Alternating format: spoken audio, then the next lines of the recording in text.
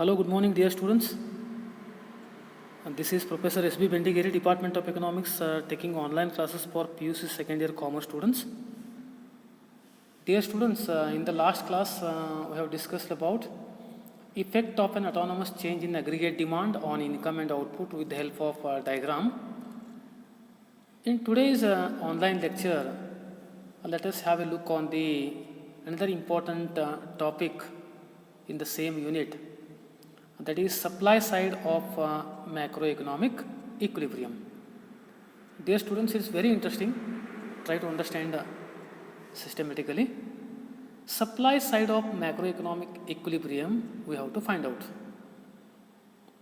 In this supply side of macroeconomic equilibrium, in the first stage of macroeconomic theory, we take price level as fixed. Here, aggregate supply and GDP are smoothly moving up or down since they have unused resources of all types. One thing you have to understand over here, in the supply side of macroeconomic equilibrium, in the beginning of macroeconomic analysis, there is no role of price. Only as GDP, gross domestic product increases, the supply of the same commodity also moves up in the economy. Without any support, it is because the availability of unused resources in the economy. Up to that time, when all these resources are exhausted, till that stage, the GDP goes on increasing. In support of that, supply is also what happens? Increasing. And there is no role of price. Price is not plays an important role in this, for example, situation. GDP and supply are the two important components.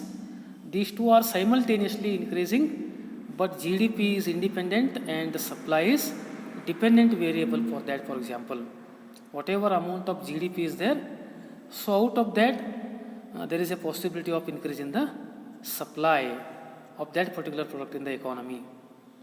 And whatever is the GDP, that much will be supplied. What amount of GDP is there in the economy, the entire GDP will be supplied to the mankind.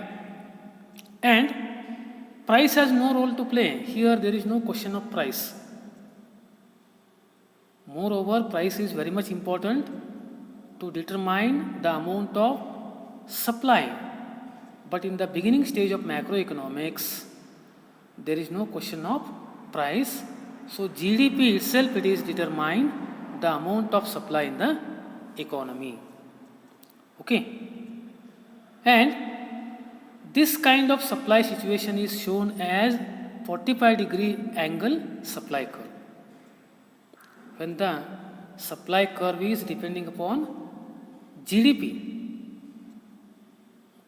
that kind of supply curve is known as 45-degree angle supply curve.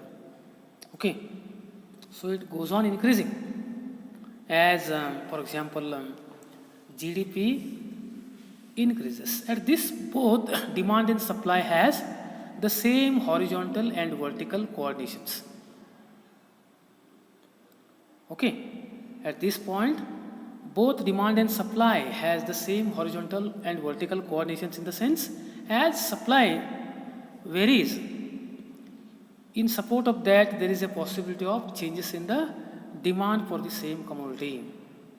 So demand and supply are the two important components of macroeconomic analysis. To bring equilibrium in supply side of macroeconomic equilibrium, there must be demand and supply components. But supply depends on GDP. Okay, and demand depends upon supply, for example. So because of that, there is a interrelation between GDP, supply and demand for a commodity. These three are playing an important role in macroeconomic equilibrium. The equilibrium is shown graphically at that point where aggregate demand is equal to the aggregate supply curve. Aggregate means average. Okay, average in the sense the demand for the good in entire economy is equal to the supply of that particular good in the entire economy. At that point, whatever GDP is there in the economy, that much will be supplied. Okay, where the aggregate demand is equal to the aggregate supply curve. At that point, whatever amount of GDP is there in an economy, that much will be supplied. It can be explained with the help of diagram. Let us understand this theory with the help of systematic diagram. Look at the diagram. In the below diagram, on OY axis we mentioned X ante aggregate demand and supply, and on OX horizontal axis we mentioned GDP, gross domestic product. Okay, the relation between these two, the interrelation between GDP and X ante aggregate demand and supply determines the supply side macroeconomic equilibrium. Okay, look at the diagram. At OI, amount of investment, what will be the demand and supply? What will be the GDP? You are able to understand. At OI1 amount of GDP, OI will be the investment. And both demand and supply curves are mentioned as SS is the supply curve and DD is the demand curve. These two curves are tangent to one another at point E. Okay. These two curves are tangent at point E, for example. Look at the tangency point. Okay. At this point, these two are tangent. So at this point, what happened? OI1 amount of GDP is there.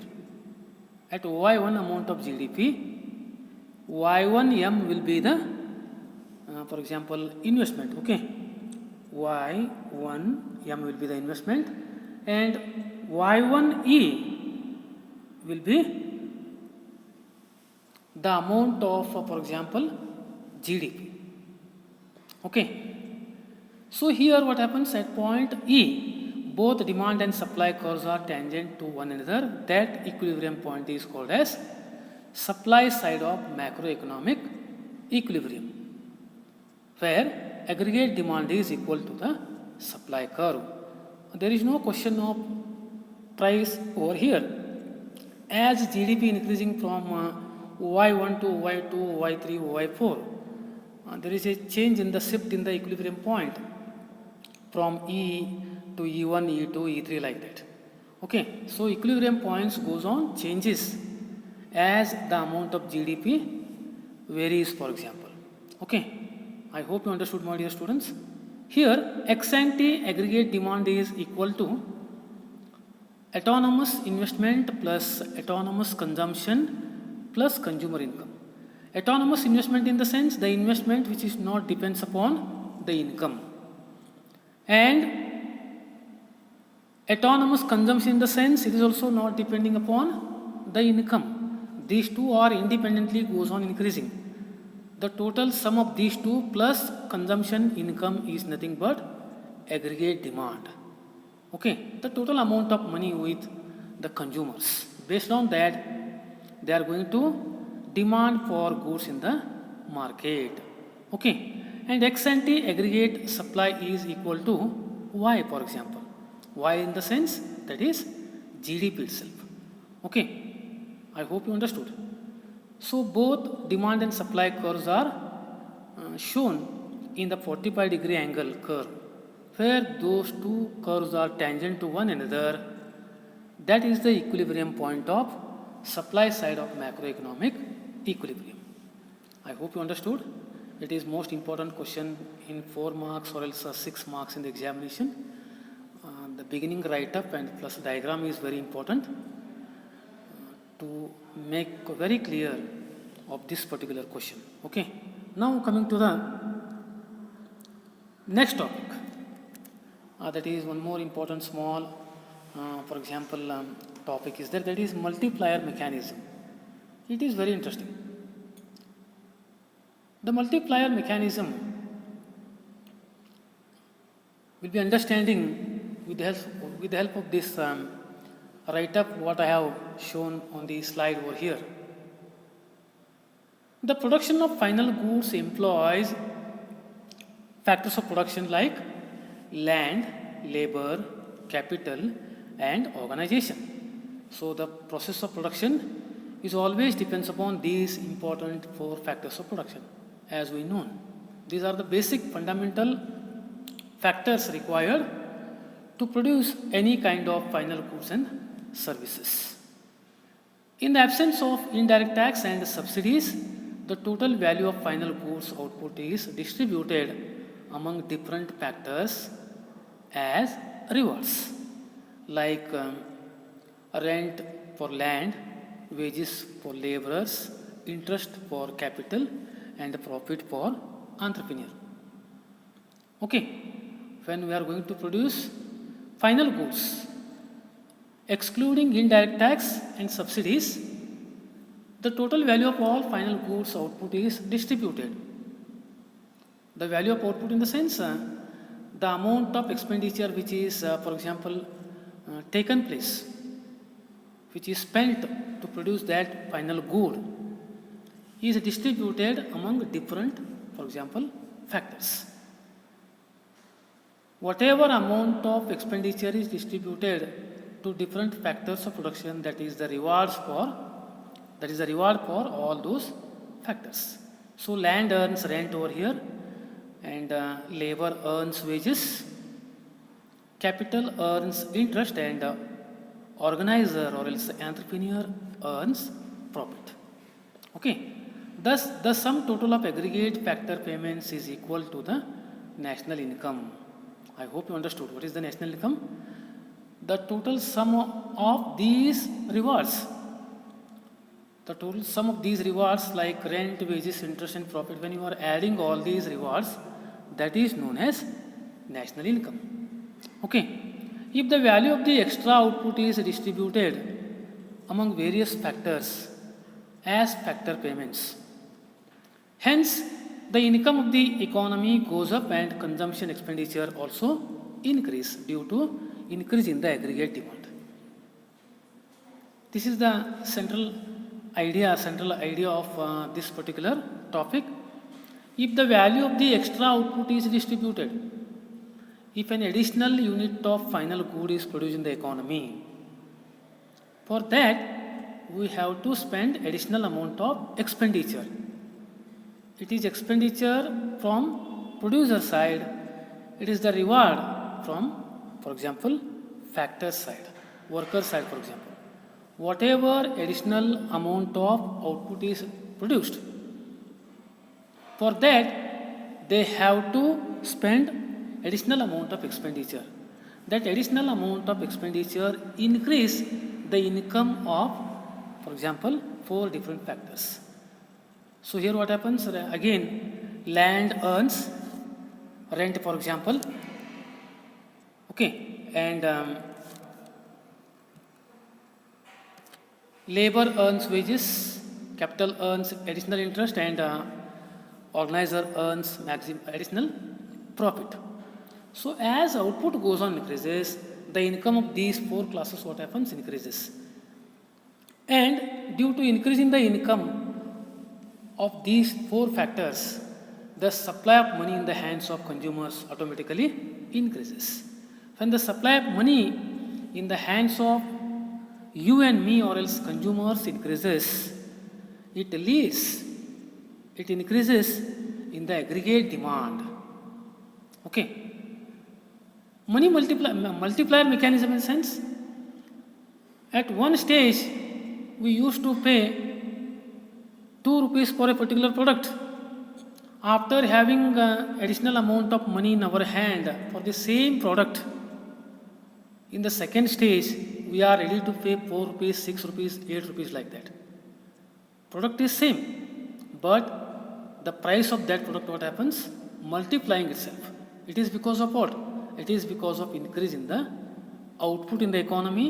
As output increases, expenditure goes on increases. Once expenditure is others income. As income in the hands of individual increases, their purchasing power, purchasing capacity, what happens? Increases. So purchasing power of consumers, what happens? Multiplies the aggregate demand in the economy.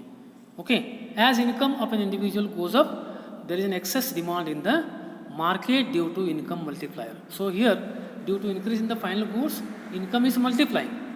As income multiplying, demand for goods also what happens? Goes on increases. This leads extra production on consumption.